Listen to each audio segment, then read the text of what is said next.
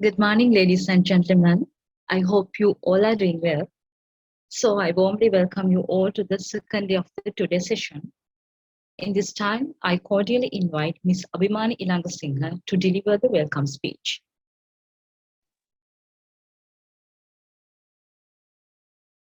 Good morning, everyone. I'm Abhimani Ilangasinghe, fourth year undergraduate from the Department of Computer Science, University of Jaffna. Today, you join with us for the second day of our two-day online workshop under the topic Introduction to Docker and Kubernetes, organized by the IEEE Student Branch, University of Jaffna, in collaboration with IFS. Yesterday, we had a deep dive introduction into Docker. Docker is an open source platform designed to create, deploy, and run applications using containers. Containers allow developers to package application libraries and other dependencies deployable as a single package. I hope you attended the session and found it useful. Today, we are going to the part 2 of this session, Kubernetes. So first of all, I would like to take this opportunity to warmly welcome our guest speakers, Mr. Mario Fernando, Cloud Platform Engineering Architect, and Mr. Kasun Kulatunga, Senior DevOps Engineer, both from IFS. And then I warmly welcome Mr. Kandasamy Yogendra Kumar, Director of IFS Academy, Mr. Buddhika Hiripitiyage, Director of Software Engineering, Mr. Gayan Dasanayaka, Director of Software Engineering, and Mr. Erandika Logus, Senior HR Executive, who also have joined from IFS today. Then I would like to welcome the head of the Computer Science Department, Mr. S. Sudhakar, and our IEEE Student Branch Counselor, Dr. A. Ramanan, and all the lecturers from Department of Computer Science and beloved students. Also, I would like to welcome all the guests from the software industry and all the participants who are keen on today's session. So without further delay, now I cordially invite our speakers to conduct this valuable session. Sir, it is over to you. All right, thank you. So, hello everyone. A very good morning to all of you. I guess we already met for the Docker session yesterday. So let's continue with Kubernetes today. So let's go through a brief recap from the Docker session which was done yesterday. So we discussed briefly about the monoliths, the monolithic architecture, like a very brief practical example on the difference between a monolith and a microservice. Also, we briefly demoed about how the Docker tags and everything appear in Docker Hub, and the basic Docker commands, writing Docker manifest, aka also known as Docker file. And also we talked a bit about Docker networking basics, right? All right, so also then we talked a bit about the DevOps challenges for running multiple containers across multiple hosts. Remember that we ran all the Docker containers in one VM, right? So how to scale, how to avoid port conflicts, how to manage them in multiple hosts, what happens if a host has trouble, if a host has a fault, if a host crashes, right? Then how to keep them up and running automatically without a sysadmin, a Kubernetes admin or somebody like getting involved, right? How to update them automatically, where are my containers, right? So that's where Kubernetes came into the picture. All right, so about Kubernetes, right? So it's the Greek word is helmsman, right? Also the root of the governor. So that's like kind of where it came in, right? It's also called as the container orchestrator, right? So orchestrator means automator, right? Orchestration means automation. So as the word says, Kubernetes is a container orchestration platform, right? So it also supports multiple clouds, right? For example, Microsoft Azure, right? And then Amazon Web Services, Google Cloud, right? And then we can run them in bare metal environments as well. If you own your own data center, if you have the proper hardware, then you can run Kubernetes as well, right? Even you can run Kubernetes in IoT devices as well, right? I will talk about that later if we have enough time. And inspired by Google's experience with containers, right? So it's open source. It's written in Golang. I hope you guys might have heard about Golang, right?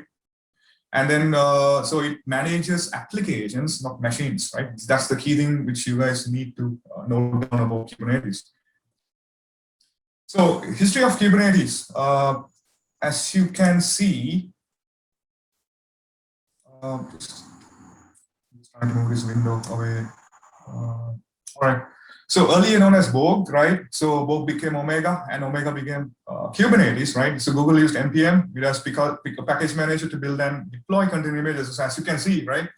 We have Borg, running Gmail, search, Google Cloud, everything, right? So apparently, without your knowledge, we were using a similar implementation of Kubernetes a decade ago, about 10, 15 years ago. All your mails and everything were already, Kubernetes-like infrastructure, Kubernetes-like container orchestration platform, right? So Kubernetes came into the picture about 6 years back, right? So before that, you guys were running all your mails and everything in containers, right? All right. So, so this is how Google does it. This is the infrastructure architecture. Right? As you can see, there are different components, right? Scheduler, Borglet, and if you talk about Kubernetes, you can find similar terms, right? For example, here you can see we have Borglet, right? And in Kubernetes you have Kubelet, right? There's a scheduler in Borg for Google, right? And Kubernetes we have Kube Scheduler, right? Borg Master. We have Kubernetes Master. So likewise, it's just a replacement, and the concepts are a bit different, right? We are not going to talk about this concept, Borg, right? But we are going to deep dive on Kubernetes. All right. So before striving into the terms, right? Let's go through the basic architecture. Actually, we can have different implementations of Kubernetes, right? Different setups and everything, but I was trying to focus on the highly available architecture, right? So first of all, let's talk about what is high availability, right? As the name says, right, high available, it means that your infrastructure is prone to, right, any faults, right? So for example, if the machine crashes, right, how would you make sure that the infrastructure is intact so that you are able to run your cluster smoothly, right? So for example, if I run Kubernetes in my laptop versus running Kubernetes in a data center versus running Kubernetes in different regions across the world, right? So we are going to talk about that. That's why I have meant highly available, right? So you don't care about infrastructure being destroyed by natural causes or by human errors or whatever, right? So you can distribute the master nodes in 3 geographical regions, right? So we are going to talk about that as well. So basically, I will go each by each, right? So etcd, right? As you can see, there are 3 components, right? Actually, the three etcd instances, right? Connected to a master VM. So as you can see, the master one, it's a VM. Instead of a VM, you have the choice of having a server, a bare metal server as well. So because people are really keen to know what is a VM, a server, and those kind of things, so that's why I included VM here. You can have a server for the master. So Kubernetes Master 1, Kubernetes Master 2, Kubernetes Master 3, right? So if you need a highly available architecture, you need to have these servers spread across geographical locations, right? For example, you can have the Master 1 VM in Jaffna data center, Master 2 in Hambantota, right? And then Master 3 in Kandy, something like that. So that's why. So we make sure if something happens in Jaffna, right, or Hambantota, wherever, there's always two masters operating without any operational issues in the cluster, right? Similarly, remember that etcd. So let's talk about etcd. Etcd is a key value store. So it's like a backend storage for Kubernetes, right? So etcd is like the kernel, right? I mean, like it has all the objects and everything, configurations and everything. So we don't touch etcd much, to be honest, right? etcd also can be in a cluster setup, right? So for simplicity, for the sake of simplicity, I haven't included etcd as a cluster because the diagram wouldn't fit to this presentation, right? So etcd is a key value store. Remember, we can have encrypted stuff as well in etcd. So if you take one master, right? So a master is responsible for everything. It is like the lord of the Kubernetes cluster, right? So as you can see, there are several components: Kube Controller Manager, Kube API Server, Kube Scheduler, right? And then we have a container runtime, right? So that's where Docker comes in, right? So you need to have Docker engine installed in all of the machines, in the masters and the workers, right? And there's containerd as well, which is a new container runtime, right? So Docker used to be the container runtime, but from the most like recent versions of Kubernetes, they have changed the container runtime from Docker to containerd, which we are not going to discuss today, right? It's a different topic. So for example, a container runtime can be a Docker, right? For example, right? So as you can see, we have a load balancer as well, right? Which connects the three master nodes, right? And also, as you can see on the bottom of the slide, right, we have workers, right? So as the name says worker, what do you mean by a worker? So they are the resources which runs the workloads. So for example, if you want to run your app in a Docker container, right, containerized, and if you want to run it in Kubernetes, you are likely going to run all of those workloads in the worker nodes. Why not in the master? Yeah, I used to run workloads in the master about when I started Kubernetes about actually 5 years back, right?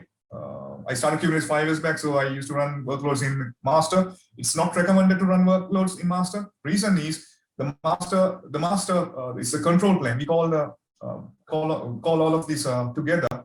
The master, etcd, and everything is like the control plane, right? It is not recommended to run any workloads in master except these stuff, right?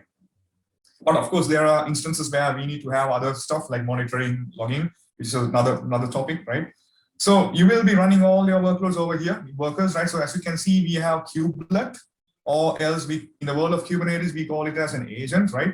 It connects to the load balancer, and the load balancer connects to the API server, right? So basically, a load balancer is like a bridge which connects the API servers across different regions inside the master, and the kubelet is connected to load balancer, right? So for example, in this example, we have just shown 2 workers, right? But in my experience, I have experience running 5,000 workers in a cluster. So this is just a classic example, right? A simple basic example. As you can see, it has Docker runtime, kubeproxy. Kubeproxy is something different. It's related to IP tables in Linux, right? So this is the basic architecture, guys. All right, so go to the next slide then. So as you can see, I would like to go inside a particular worker. So I have taken the worker 2 and taken into the next slide. And sorry, worker 1 actually. So worker 1, the next slide, as you can see, there's kubelet, kubeproxy, container runtime, Docker. Inside the worker, we can have different pods. So for example, your one deployment would be running inside this. So as you can see, a pod, right, it's a collection of closely related containers, right? So in this pod, you can have many containers as much as you could logically, right? So it doesn't make sense to have 100 containers in a pod, right? Practically, right? Theoretically, you can have it, but it doesn't make sense, right? So as you can see, you can run many pods as much as you wish to, provided you have proper like infrastructure and the proper, sufficient resources in the worker. So let's say, for example, a worker, a VM, can have a spec like 1288 GB of RAM with 32 CPU cores in production environments, in my experience. So this is the architecture. So for example, if I go back again, we have masters, we have workers, right? These can be VMs or servers, right? And in workers, you can have pods, and inside pod, a container. So for example, in this pod, we have 3 Docker containers, right? All right, so I hope you get the idea what's the difference between a pod and a container, all right? So by the way, if you guys need to run all the stuff in your laptop, right? So over here, you cannot run all this stuff, right? In your laptop, this is going to be heavy. That's an implementation of Kubernetes called Micro K8s, Micro Kubernetes, right? You can just, if you have a Windows laptop or something, you can just install WSL, Windows subsystem for Linux, right? And then you can run Ubuntu or something. Just for the sake of simplicity, we can use Ubuntu 24.04. You can install that, run it as a VM, and then you can run Micro K8s, right? So that you have a Kubernetes implementation in your laptop. So you don't have to have a lot of infrastructure for that. You can just run Kubernetes in your laptop. But remember, it is not highly available because you're running everything in one place, right? All right. So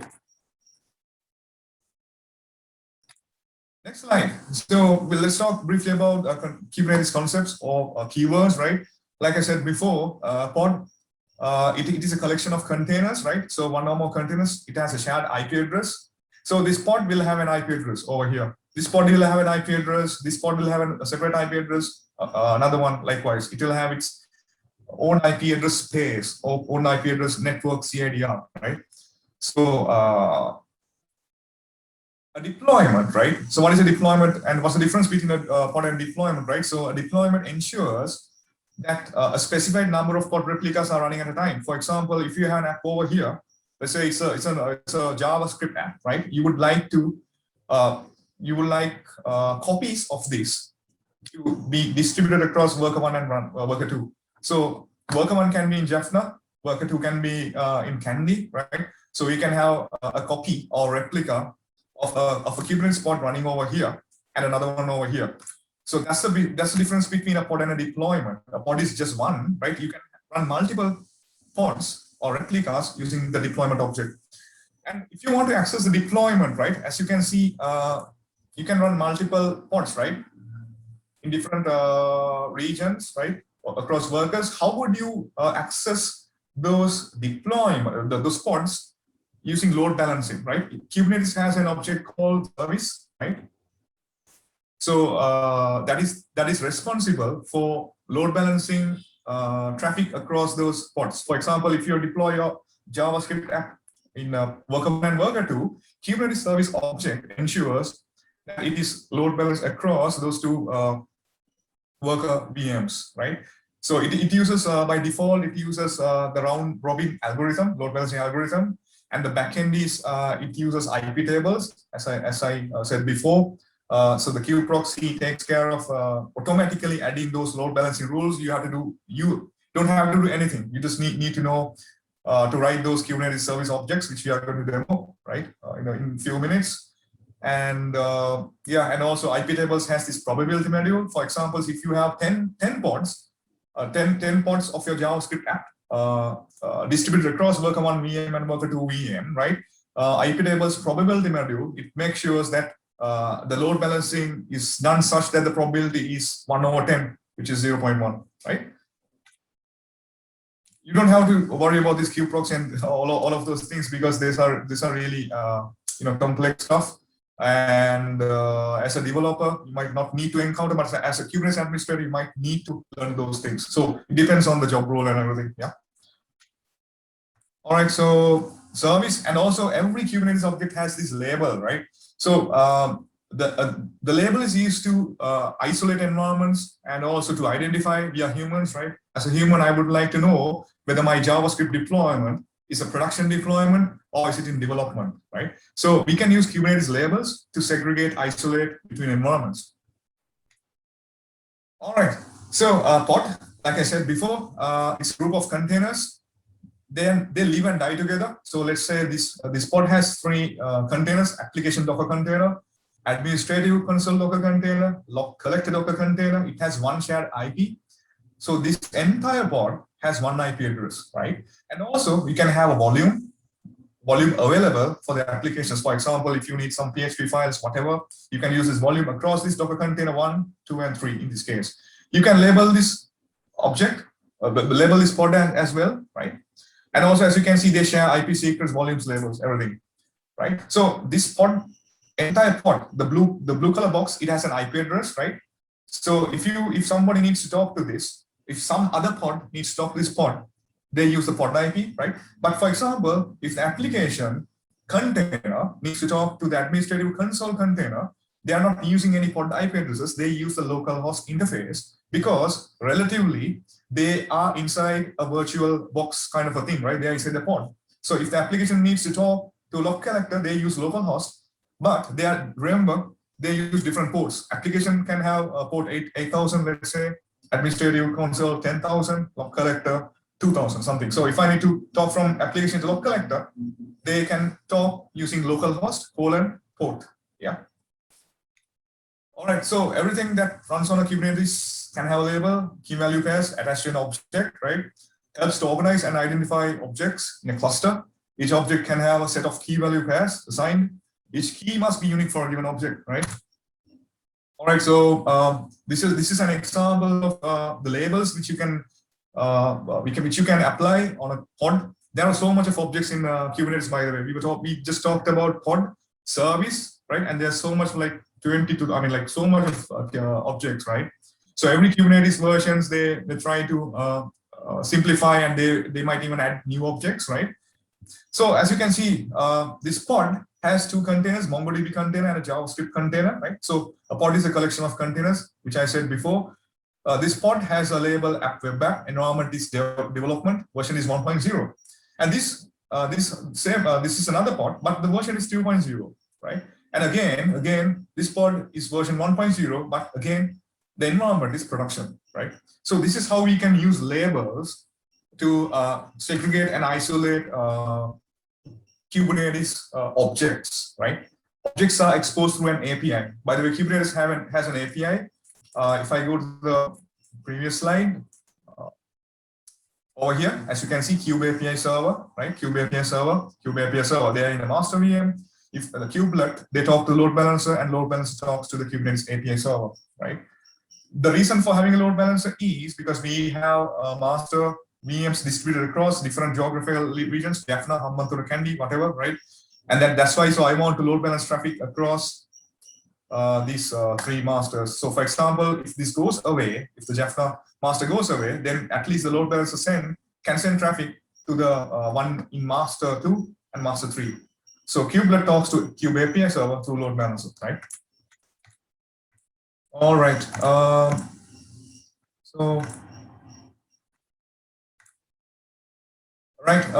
Then again, we talked about service object, right? As you can see, this is node 1. Also, we can call it as worker node 1, right? So you can see we have this is how Kubernetes does load balancing, right? So we have 3 pods, right? This has label app web app, right? And product environment is production, right? And version is 1.0. So these 2 pods have that, right? Okay, I just found a typo. Sorry about that. So the version here should be 2.0, right?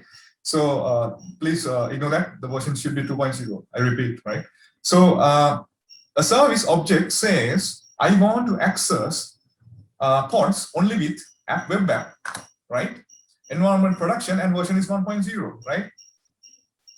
And then Kubernetes service object, it makes sure the traffic is sent only to this pod and this pod, because this pod and this pod has labels, the same labels, right? App web app pod and environment pod and version 1.0. Forgive me, this version should be 2.0. So the service shouldn't send traffic to this version, right? That's why, as you can see, the traffic is sent to this one and this one, not this one, because the version is 2.0. All right, so other Kubernetes objects, config maps, stateful sets, secrets, persistent volumes, many more. There's so much of objects we can talk about Kubernetes for hours and days, actually. So for today, we talked about pods, services, and we'll be talking about ingress objects with a Kubernetes demo as well. I would like to hand it over to my colleague, Kasum. Please go ahead. Thank you. Yeah, hi guys. So welcome to the Kubernetes session. So let me share my screen.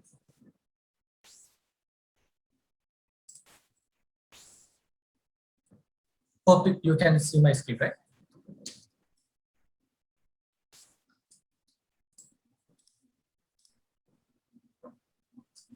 Can you see my screen? Yes, we can see it. Yes, we can. Yes. Yeah. Okay. Good guys. So I think now you have a basic idea about how the Kubernetes container orchestration platform is working and what is the underlying architecture of that one. So before I start the demo session, so let's discuss about some Kubernetes commands just to get familiarized with the Kubernetes. Okay. So there you can see there are 4 commands I mentioned here, that is starting from the kubectl, and some of the guys say it like kubectl command. So that kubectl is actually a command line tool. We are interacting with the Kubernetes. So here, as Mario mentioned, so there is an API server inside the Kubernetes. So that kubectl is connecting with that API server to get that resources, right? So first, let's go to the press command. So press command is kubectl get nodes. So it is used to actually view the status of the nodes in Kubernetes. Actually, here a node means a worker machine in Kubernetes. So it can be either physical machine or a virtual machine maybe. So as like that node can be in the Jaffna, actually in the USA or something else. So that's the importance of Kubernetes we are having here. And then gets go to the next command. So it is kubectl get pod, right? So by using this command, we can view the running pods. So the pod is the smallest object in the Kubernetes. So if I explain the terms of pod in the Docker concept, so if pod is like a group of Docker containers, what we did in the previous session, in the Docker. So next one is the kubectl get service command. So it will show you the currently running services inside the Kubernetes. So let's see if you want to, if you need to create a deployment inside the Kubernetes, so we can use the kubectl create deployment command. So in this example, I will show you how to create the deployment of the Nginx application. So let's move on to the demo.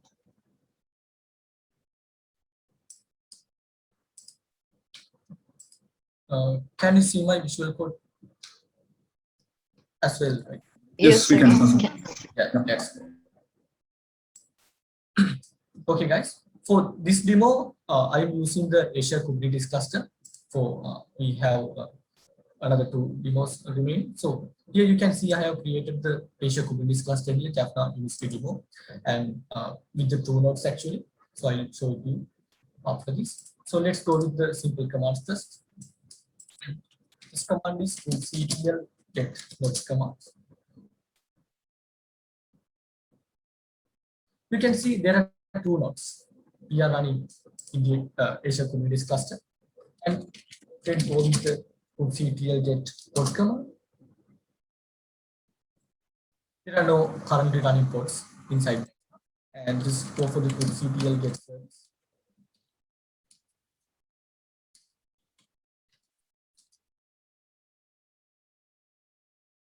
This is a default service running by the Kubernetes. We haven't deployed the services yet.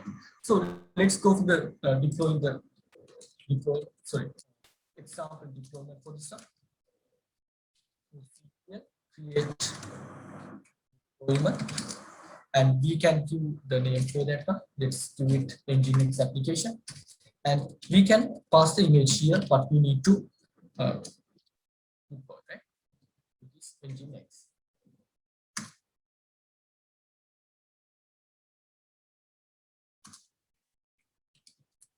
Now, if you go to deployment, you can see Nginx application deployment is running. So it is the high level of the code actually in the deployment is. So if we go to the kubectl code,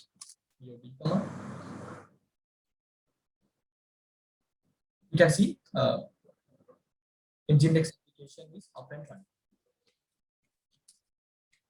We can delete this deployment using the delete command. Delete deployment. We can pass the Nginx deployment here, and that we can do this.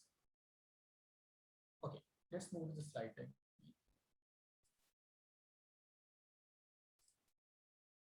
Okay, then move on to the Kubernetes ingress demo. Before moving on to the this demo, so I'll explain you what are we going to do here. In this diagrams shows 2 web applications. You can see here one application, it is having the version 1.0, and the other one is version 2.0. In this application, you can see there are 2 key value pair labels available. Right? One is the app label that you can see here that both are similar in these 2 applications, and the other one is version label, so it is different, right? One is version 1.0 and other one is 2.0. So we can have the services in the top of this and top of the pod layer actually, and using that, so we can connect with the application 1.0 or the 2.0 by modifying this label. You can see that inside the service there is a label that web app is there. So if it is a version 1.0, it is connected to the 1.0 app, and if you modify it to the 2.0, it will connect it to the application version 2.0, right? So for this demo, I explained to you like I'm using the Azure Kubernetes cluster. So I need to expose this service into the outside, right? So let's see how are we going to do that. So for that, we need to have the index, right? Nginx index, yes. So Nginx index, let's see how it's bind to this. And for in the Azure, we have the facility is provided by the Azure. We can bind this index into the external load balancer of the Azure. So it will bind to the public load balancer IP, right? Here we can put the DNS here from the Azure, and from the DNS, we mentioned, let's say like www.xyz.com. Using that one, we can connect to the application. In this demo, what are we going to do here is, we'll change the service here, version 1.0 to 2.0. Then you can see when you are writing the www.xyz.com with the browser, it will connect to the version 1.0. If it is changed to the 2.0, it will connect to the 2.0. Right. So let's move on to the demo.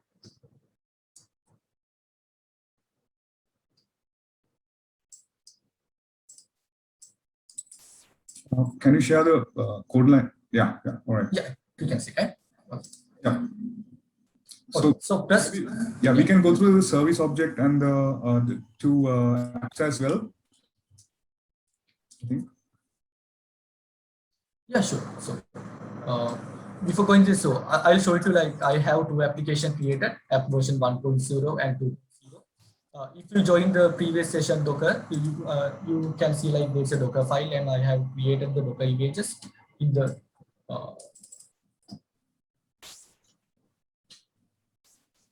my Docker Hub account like this. So there is a web app, so it's publicly available. There is a version 1 and version 2 are available. So I'm going to run this Kubernetes deployment using these images, right? So here, So basically, we have two deployments, two applications, right? It's very simple application with version 1 and 2, right? So as you can see on the folder hierarchy, we have app version 1.0. There's a deployment.yaml. By the way, in Kubernetes manifest, the easiest way to write Kubernetes manifest is using YAML format, right? And then as you can see, there's the Docker file, index.html, and similarly, we have folders, app v20. We have another deployment object over there as well, right? So if you hover through deployment.yaml, Kasun, yeah. So go to the top, right? A bit more, please. Yeah, this is the name of the deployment. Yeah.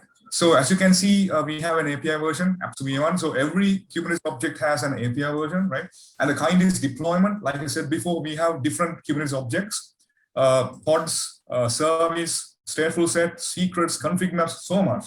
And then we have the deployment object. And the metadata, as you can see, its the name is web app, right? And then we have labels, right? As you can see, Kasun showed in the slide, we have one. This is a key value, right? The key is app. This is the key. And another key is version, and another value is 1.0. Okay? And so, as you can see, we have different configurations. Everything's in YAML format, right? And if you go to the spec, cannot see that, Kasun. Yeah. So, like I said before, a pod is a collection of containers, right? The spec has containers, but for the sake of simplicity, we have just included one container for this pod. We can run multiple containers inside a pod, remember. So as you can see, the name is web app. The container name is web app. Image is what Kasun's Docker username / Docker image is web app : v1 is the Docker tag. Image pull policy is always, right? It is something in Kubernetes where if it looks for images irrelevant whether the downloaded or not for the host. And also, as you can see, a container has a port called 8000, right? Right. All right. Similarly, if you go to the app2 deployment.yaml, please, Kasun. I'm just going through that. Sorry. Yes. All right. Just a moment. So as you can see, the only difference between the deployment.yaml for app v1 and the version, right? Everything is same, everything is symmetrical, right? Version 1.0 and 1.20. All right, got it. So same, and also the image is different, of course, right? Because there are two different applications, right? We have v1 Docker tag for the app v1, and V2 app will have V2 Docker tag, right? All right, over to you, Kasum. Yeah, sure. So then first I'll create the application version 1.0 and application 2.0 inside the Kubernetes. And there will be another component you have, like there is a service component is there. So from the service, you can connect to the particular application. That can be application 1 or a 2. That's like the similar scenario, like the load balancing that is doing by this. And you can see here there is a selector, and using that one, we are connecting the label like application web app. So this is similar in application 1 and 2. If it is mentioned the version label, if it is a 1.0, that traffic will move on to the application 1. And if it is a version 2.0, that traffic will move into the version 2.0. Yes. So I'll just go through the deployment. You can run the apply commands. So kubectl is the client we are using, right, to interact with the Kubernetes API. So kubectl space apply -f, whatever the YAML file, right? Yeah. So deployment YAML, remember that we are on the app v1 directory, as you can see, right? And I'm giving that command kubectl apply -YAML file.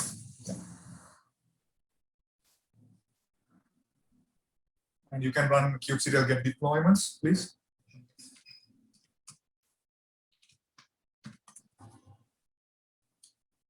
Right, as you can see, 8 seconds ago, there's a deployment created called web app, right? All right, can you run kubectl get pods, please?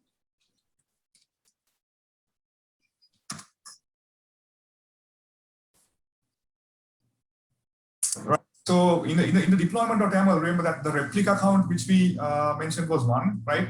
So as you can see, the web app version 1 is up and running, and also remember there's a parameter, there's this 1/1. Can you highlight that, Kasum? 1/1 under ready? Yes.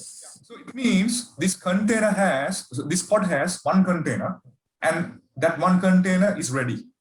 You can even have hundreds of containers inside the pod. So there can be an entry instead of 1/1, you can have 100/100. In that case, it means that all the 100 containers inside the pod are ready, right? And also the restarts column, it says that the pod hasn't restarted.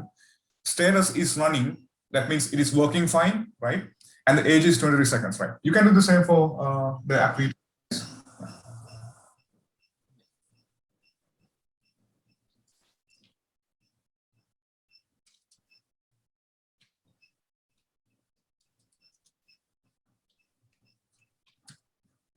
So we have to apply the YAML similarly. We'll apply the deployment YAML.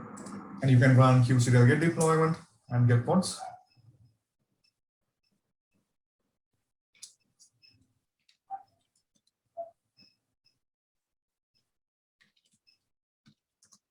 If I go to the deployment, Yep. yeah, you can. And as you can see, we have 2 deployments, right? Web app and web app 2, right? And if I go to the video, you can look at the age as well. Age is 109 seconds. For the deployment 2, it's 11 seconds, right? And there's 2 pods spawned from the deployment object, right? So if you increase the replica count, now we are just running 1 replica for the deployment. If we make it 100, then there will be 100 pods, right? All right, let's create a service object now. Then there is a service to come and kubectl apply -f, yeah. service to come.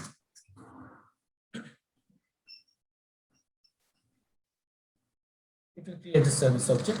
So if I go to the kubectl get service, Yeah. you can see that web service is created, and it is the port 8000. 7 seconds ago it is created, and first IP it is allocated trend range. Yeah, so Kubernetes has 2 IP ranges, which we would not talk about today because it's a bit an intermediate topic. So we have IP addresses for the virtual machines, an IP address for the pods, and an IP address for the services.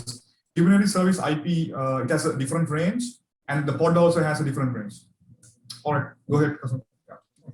So then I'll show it to you. There will a component called Nginx Ingress. So that is connected to, I mentioned, like load balancer. So let's see where that's going to see. So I have already created the service.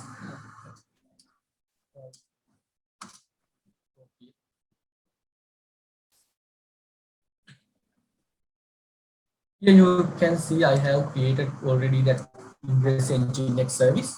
So it has binded with the Azure load balancer. You can see here, this is the public IP we are getting right now from the Azure. So using that one, we can connect to, we should have connect to this application, right? Yes, yeah. So as you can see, there are ports different, right? The port 80, it maps to 31776 port, right? Don't worry about those things. Those are like, when you learn Kubernetes, you will understand. We are still trying to, yeah. Then like Ingress component needs to be connected to the services. For that one, we are writing the Ingress rule for this one. So that rules mean like if the traffic is coming to Nginx, so the from outside, and there will be a host name. That is a DNS I talked to you about previously. So webapp.pack.ifstable.com. If you write this inside your browser, and this is the root part, and if it's a .com and /, so it will go into the service name, web application, the service port is 8000, right? So let's create this Ingress rule.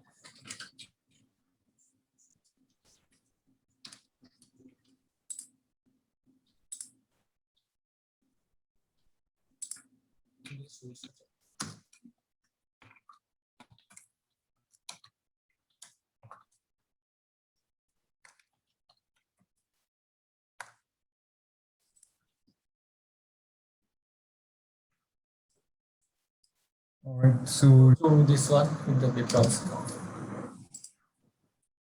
So today we talked about 3 objects, right? 3 or 4 objects. Ingress, which is like the entry point. If you're accessing the services from any part of the world, right? And then you have service object and the deployment object, pod object, right? So as you can see, when you type that URL, Ingress, right? It is related to app1 1.01, right? Okay. The service. I'll quickly go through service XML and I'll change it to the 2.0 here, and then go on to the browser again. And just you will need to apply. Apply it again, right? Yeah. Service again. So what it means is you are trying to access the second service at 2 instead of 1, right? So you just change the label of the service object. You have to do. You didn't know to do anything, right? Then you can see here like now it is accessible version 2.0. Yeah, so that's about like Ingress service objects. We are trying to sprint because we have like limited time, guys. So the next demo is about auto scaling. Yep. So as you can see, this demonstrates everything, right? So we modified the label from service object version 1.0 to 2.0, right? All right. Let's move on to the next one. And it is about the Kubernetes auto scaling demo. So we have the what you call load test application. If we can give the load more load to our Kubernetes cluster, and it will auto scale our Azure nodes inside the Kubernetes cluster. Let's move on to this slide.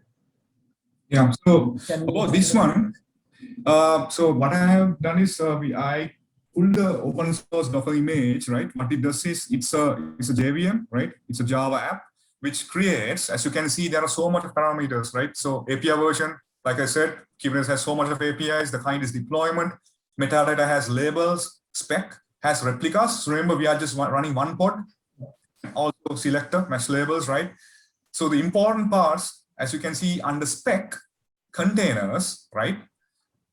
In containers, as you can see, there's a name and also image. So this is the Docker image. Bonsai Cloud, Dying Class Gen is the image name, and the 1.0 is the Docker image tag. It is trying to request resources of 4G in terms of memory, 4 gigabytes, right? And 2 CPU cores, right? And also for the limits, we have a 4 gigabyte and CPU. So basically, the difference between limits and requests. So when the pod needs to get scheduled inside this Kubernetes cluster, there's this kube scheduler component in Kubernetes master. It looks and see, okay, do I have 4 GB of memory in my cluster? Do I have 2 CPU cores free, right? If not, Then Kubernetes, there's another component called Kubernetes Cloud Controller Manager. It talks to the cloud provider. In this case, we are using Azure Cloud, right? We are using their service. So the Cloud Control Manager will talk to that and say, I need more resources, and they will add more worker nodes, right? Remember, I said that we can add more worker nodes as much as you can if you have money, of course, right? So for the demonstration purpose, we just had like 2 worker nodes, right? Let's see how we can scale that worker node, the count from 2 to whatever the number. And at the bottom of the slide, as you can see, we have environment variables, env : name is dying class count. It has 1000, right? And also memory usage per object. Remember, these variables are there on the Java code of this image, right? So these variables are defined over there. What I say is, I need 1 megabyte objects. I mean, 1000 objects of 1 megabyte, right? As you can see, so that means my pod would be consuming about 1000 megabytes. And also remember, this is a load testing app, right? And also, as you can see, there's this variable called JVM options. I'm sure that you guys must have worked with Java, where we can pass JVM options, XMX, XMS, the Java heap space, right? The lowest range and highest range. This is the highest range, 3000 megabytes, right? So this is like 3 GB of RAM almost. All right, so that's about the deployment. Okay. Let's get to the okay, yes. Yeah. Before going to the deployment, I'll just explain, like, here in the diagram, you can see, like, I have created the AKS cluster, and we have 2 nodes, right? So the thing is, like, this is the Mario mentioned load testing pods and load testing applications. We are deploying something in this cluster, right? So if it is go to the memory limit, so it will trigger the cluster auto scaler. I need more memory, more CPU than this, so it will automatically provision the new node inside the equation, right? So that will be scheduled inside the new node, that load test application. Let's go to the demo. Okay.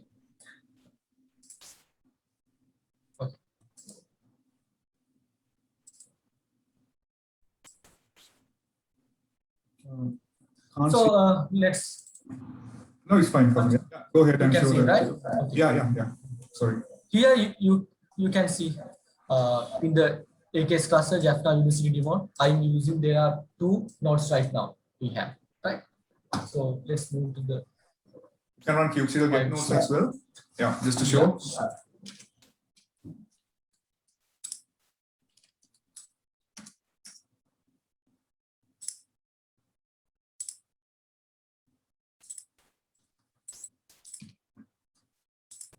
This is the load test application Mario mentioned. So I'm going to deploy this inside this.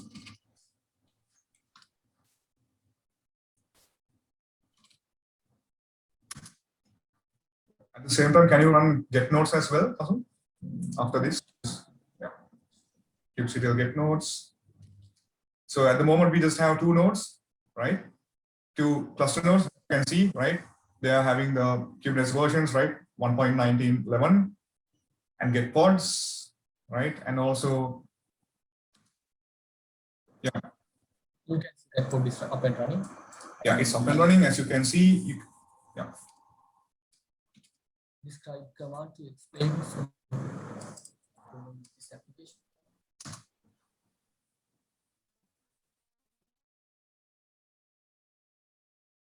Yeah, now we can do the scale. Yeah, I think it is. And also one more, Kasun, sorry. So as you can see on the output of the describe pod, as you can see, the environment variables are set on top, Kasun. Yeah. Dying clause object, as you can see, limits are 2 CPU cores for my app, right? And also the request is that one. Dying class count 1000. All of these variables are can be explained, described using kubectl describe command, right? All right, let's scale it out. Yeah. So remember that we have this one pod, right? One replica from the deployment. So we are going to increase the number of pods here. Yeah, it's just 2 because it didn't scale for now. We need to scale out. Yeah.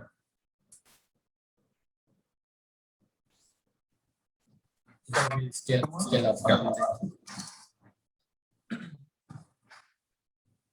kubectl. Yeah.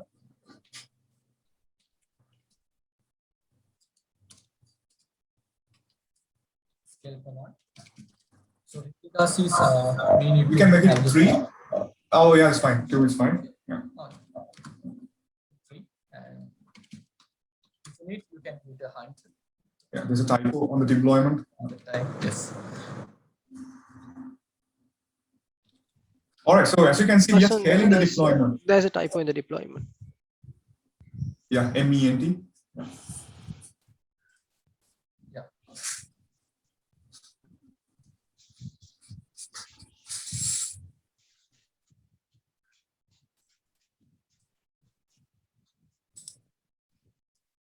Yeah. Still there's a typo.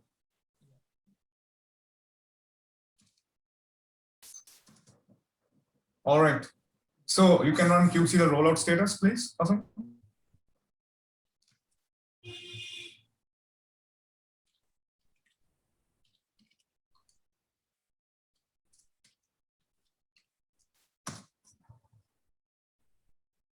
No, you need to, Yeah, we need to mention the deployment. yeah.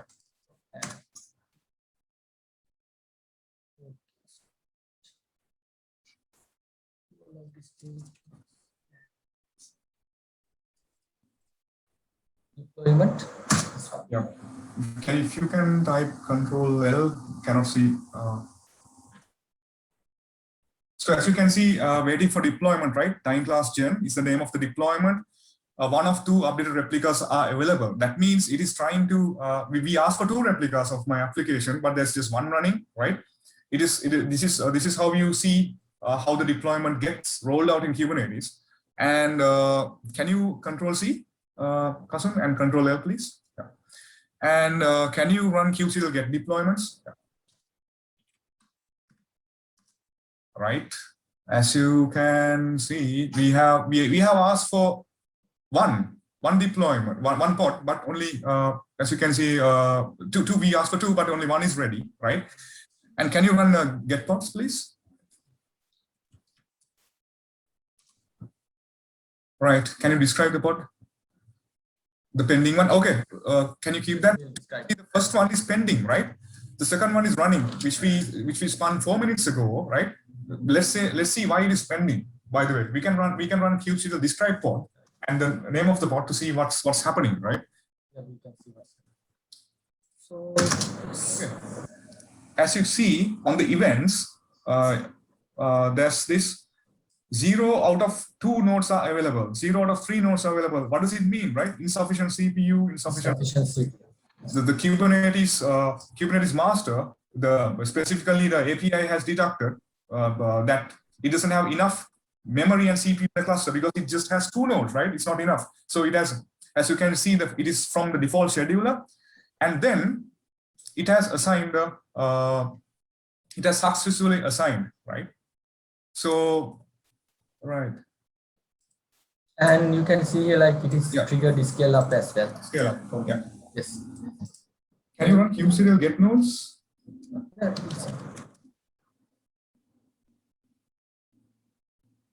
Okay, as you see, we just have another node ready, right? Another node is up and running. Control L, Qasim, to get to the top. Yeah. And run get nodes again. Yeah. So as you can see, there's it is added 87 seconds ago, right? Okay, that's how auto scaling works in Kubernetes, right?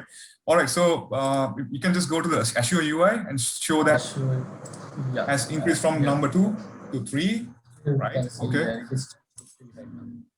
And also, can you run kubectl logs as well, please? Yeah, sure. Yeah. So you can see the logs.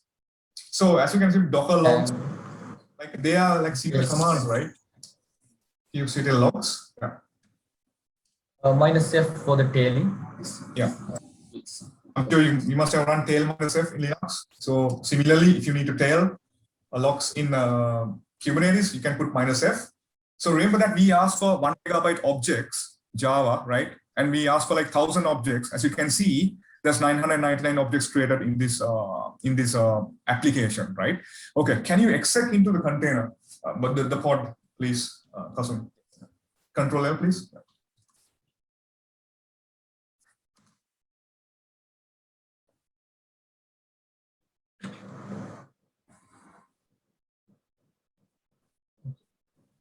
So I'll go with the kubectl exec command.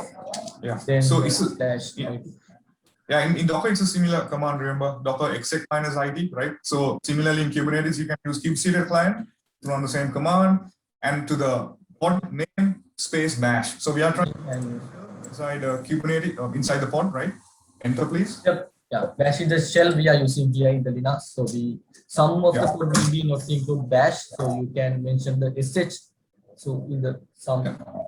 Usually it's bash or so if bash doesn't work, you can type sh instead of bash. Then because different Docker containers has their own shell environment.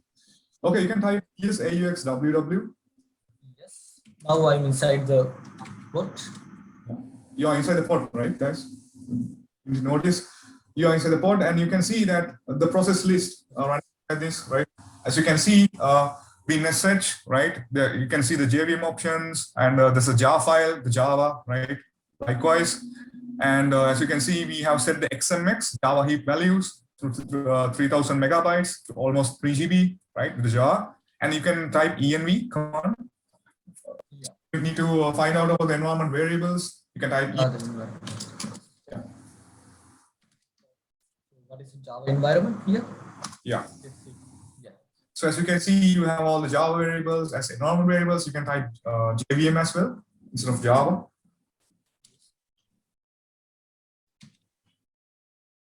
With the JVM here, and we can see only environment variable. Yeah, as you can see, the Yes. JVM options is set. So if you guys need to expose, environment variables, everything can be done in Kubernetes using the deployment object. So we just talked about few objects today, just because of limited time, guys. All right, so that's about auto scaling. Thank you very much, guys. We just have like 2 minutes. All right, over to you. Yeah. Now I think you will start, right? So. Yeah. Thank you, Mr. Mario Fernando and Mr. Kasim Kulatunga. So, ladies and gentlemen, today also you have the feedback form on the chat box. Please give your feedback for us. So, it will be helpful for our future events. And also, you can follow us on Facebook, Twitter, LinkedIn, and you can subscribe us on YouTube by IEEE Student Branch, University of Jaffna. So to deliver the vote of thanks. Thank you, Ms. Gayatri.